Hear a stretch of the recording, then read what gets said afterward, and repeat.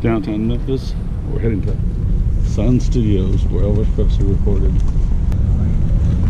Me and my entourage. Too bad it doesn't say forest after it. Well, our runner found a run sign. That's awesome. Oh wait, I'm not videoing. Okay, ready?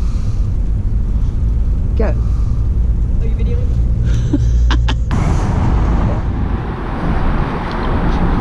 Here we are. Sun.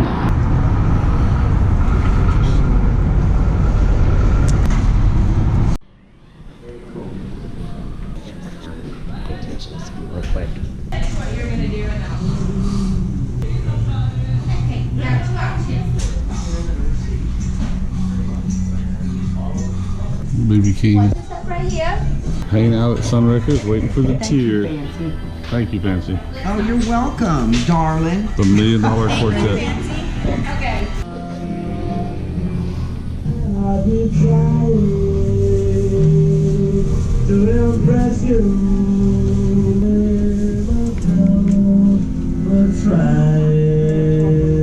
Holy smokes. Oh, my dad. My dad's.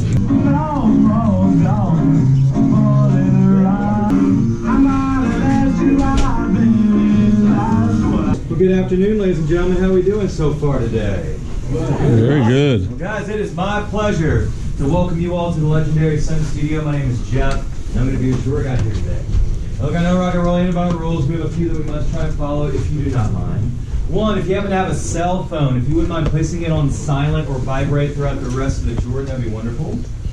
Number two, you all can take all the photographs you would like up here in the gallery. There's just no flash or video up here, but we can do all that down in the actual recording studio. And last but not least, if you happen to have any questions, if you wouldn't mind holding them until the end of the tour or during a break, and I'd be more than happy to answer for you all. Y'all ready to rock and roll? Yeah. Doesn't sound like it, guys. Don't worry, we'll get there.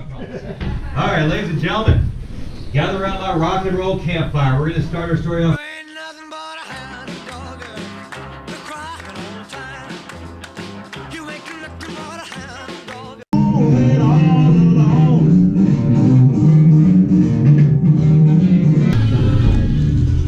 It's still an active recording studio.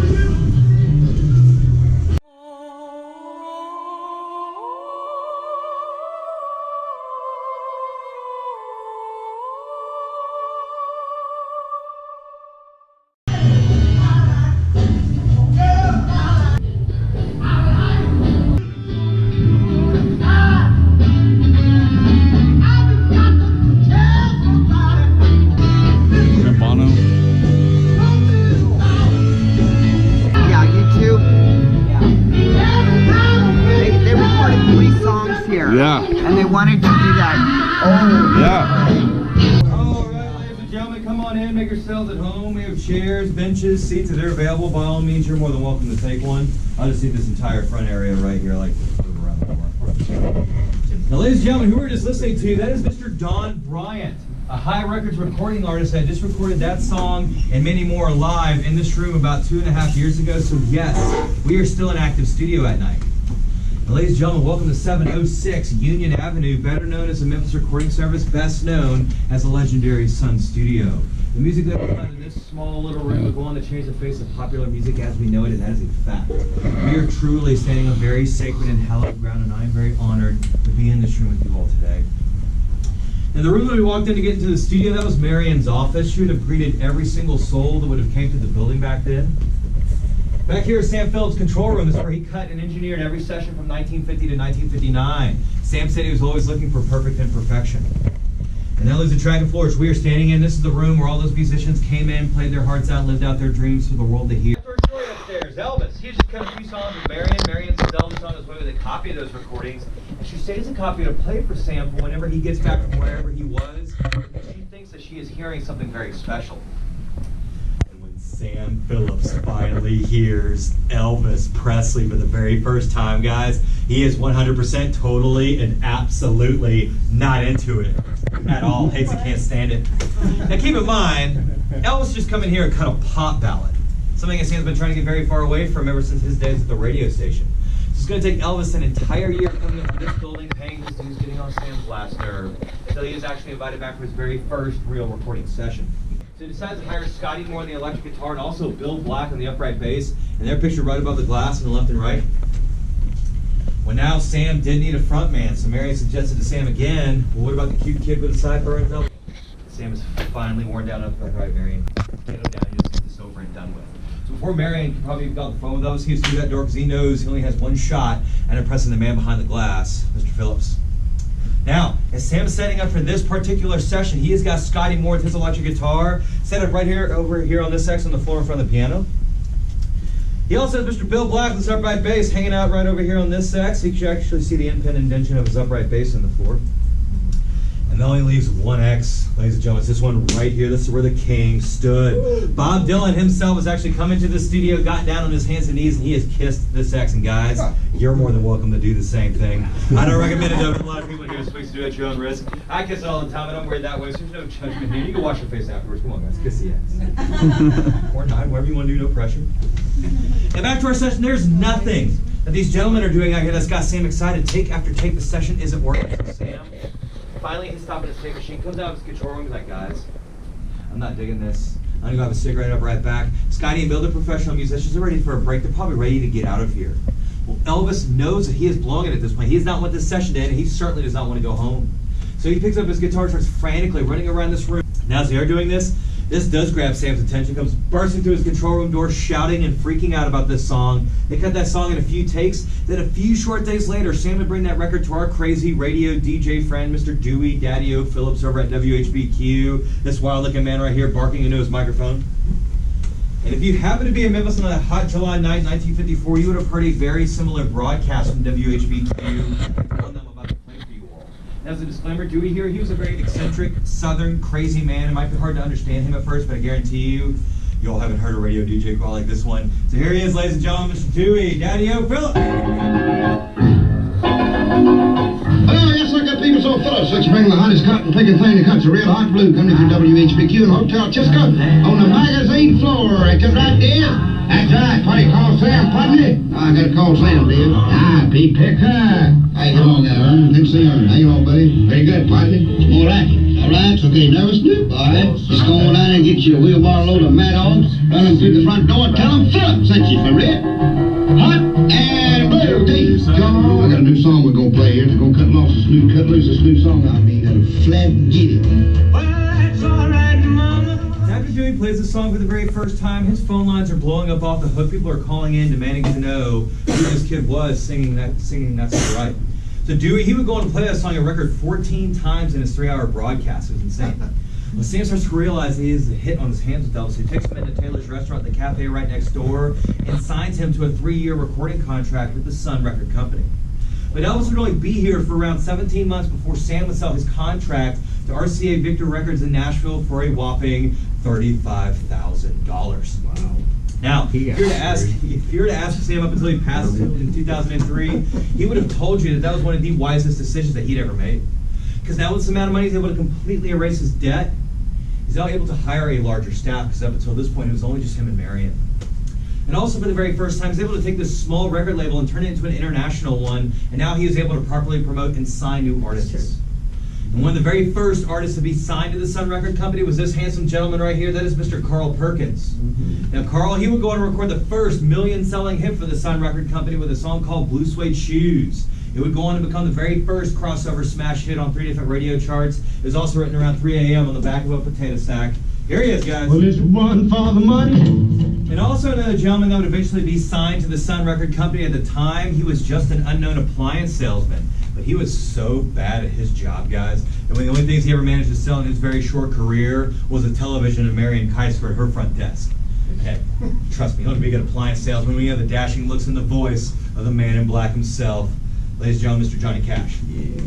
Now, Johnny, he would go on to become the most consistent hit maker here at Sun with songs like Hey Porter, Cry, Cry, Cry, Get Rhythm, Folsom Prison Blues, and a song that's released in May of 1956 called I Walked the Line. You hear that scratchy sound on the song? It's not a snare drum, it's actually a guitar. It's a piece of paper, or a dollar bill woven to the strings. So your drummer decides to quit one day, which sometimes they do, well, guess what? You give them their own drum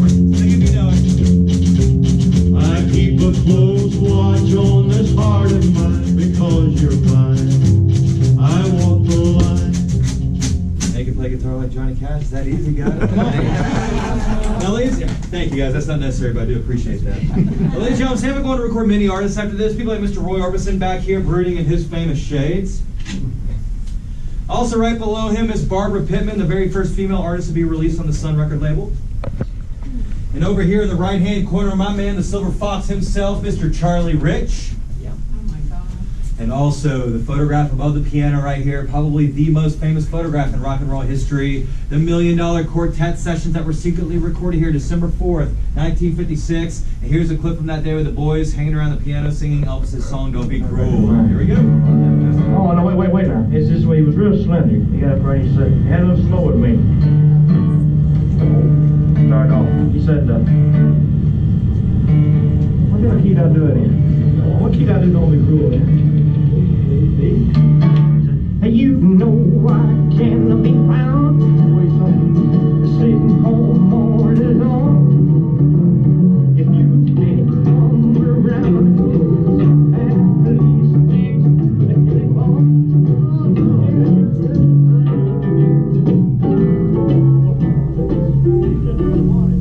That heavy hand here on the piano is none other than the killer himself, Mr. Jerry Lee Lewis. Now, Jerry, he is from Faraday, Louisiana. He is literally the last man standing. He's 84 years old, still playing to this day. He can still play just like he did back then. Now, Jerry, he would go on to record the two biggest selling hits for the Sun Record Company with two songs. One was called A Whole Lot of Shakin', and you guess what the other song was called? Great Balls of Fire. There it is, thank you. Great Balls of Fire. Released in October of 1957. Within a week of that song being out, it sold over 1 million copies. Here he is. You shake my nerves and you rattle my brain. Too much of love drives a man insane. You broke my will, the world of freedom. This greatest is great balls of fire. I'll let you love, but I'm not ever funny. You keep along and you honey. I've changed my mind. This world is fine. Now, ladies and gentlemen, that brings us to the year 1959, and Sam's lease is about to be up here at 706 Union Avenue, but it's all in good time because the bands are getting larger, more musical equipment, the recording technology is changing. So Sam decides to pack up shop and purchase a building behind us on Madison Avenue and open up the Sam Phillips recording service, which is still an active studio today, ran by his two sons, Knox and Jerry Phillips. So the leisure room that we are standing in right here, a musical ghost town for about 25 years. And it wouldn't be until around 1985 where Mr. Roy Orbison, Johnny Cash, Jerry Lee Lewis, and Carl Perkins would come back into this room and record a session called The Class of 55. And here's a photo from that day with their producer and engineer, Mr. Chips Moment. Wow. Now when this record came out, it went to the top of the charts. When people started realizing that this place was a functioning studio again, they started coming back through the doors. People like Mr. Paul Simon, Ringo Starr, John Mellencamp, Beck, Maroon 5, Chris Isaac, Margot Price, Def Leppard, Bruno Mars, Tom Petty and the Heartbreakers, Mick Jagger, and also at the time an unknown band from Ireland that called themselves U2. Now U2, they were going to record some of their Rattle and Hum record right here in this room, and that blue Ludwig drum set right back there, that is actually their drum set, and it has been in this room ever since. That brings us to modern day. We're still a fully functioning studio at night. So around 7 p.m. when the museum shuts down, this room becomes alive with musicians from all around the world are allowed to come in here and live out what Sam intended on this room always being. So we are very fortunate that we are still that. And probably ask yourselves, what is real? What is a recreation? I'm here to tell you that structurally, most of this room has not changed since those last few months of 1949 where Sam, Marion, and a friendly carpenter built this room. The tile floor that we were all standing on, Sam and Marion laid it themselves. The acoustic baffling, the ceiling and wall tiles, the lighting fixtures, the glass, the doorways, the trim. It is all original. It's very remarkable. It's been in such great shape for all these years. Now, unfortunately, ladies and gentlemen, our tour is about to come to a close, but before we part ways, Sam, before he passed in 2003, donated a very special and rare piece of gear back to the studio for us to enjoy, and she's been hiding from you all this entire time, dying to meet you. Y'all want to meet her? Yep. Yeah, here she is. Now, ladies and gentlemen, I have here's one of the few surviving microphones from those sessions from 1950 to 1959. This is a Shure 55 vocal mic. Elvis, Johnny Cash, Jerry Lee Lewis, Carl Perkins, Roy Orbison, B.B. King, the Howlin' Wolf, the Prisonaires, Rufus Thomas, and so many more sang to this beautiful lady right here. Now, Sam did not want us to be in a glass box for no one to ever touch again. His one rule to us is that everyone was allowed to touch her, hold her, caress her, take photos with her. I'm going to allow you all to do that here just one moment, but when you do, please keep in mind that she is one of a kind, so please be very gentle with her. Also, whenever you do take your photographs, be sure to sing to this little circle right here on the front of the microphone. And if you need any inspiration whatsoever, let's take a look at the king himself, guys. And also, whenever you do get a chance, be sure to stand on his X and strike that iconic pose like he once did. I'm going to leave us right here for y'all to do that with, okay? Now, ladies and gentlemen, my name is Jeff Smith. I'm a lifelong Memphian, and I am also a musician myself. So to have been in this room with you all today, to have shared the story of rock and roll has been my absolute honor and pleasure, and I really appreciate you all being here. This is a dream job for me. Also, if you've enjoyed my story, although it is not expected, it is 100% totally okay to tip your tour guide, and that's me, guys. Give yourselves a round of applause. You guys are such studio. Thank you all so much. I'll be in this very office. If you have any questions until then, step right up to the microphone, guys. Here we go. Some BB King for you guys. Thank you all so much. Thank you, man. Thank you, everybody. Thank you. So cool.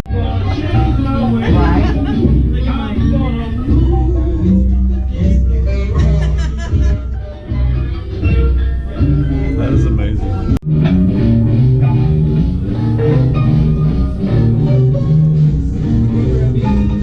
My personal favorite, Mr. Jiggerly Notes.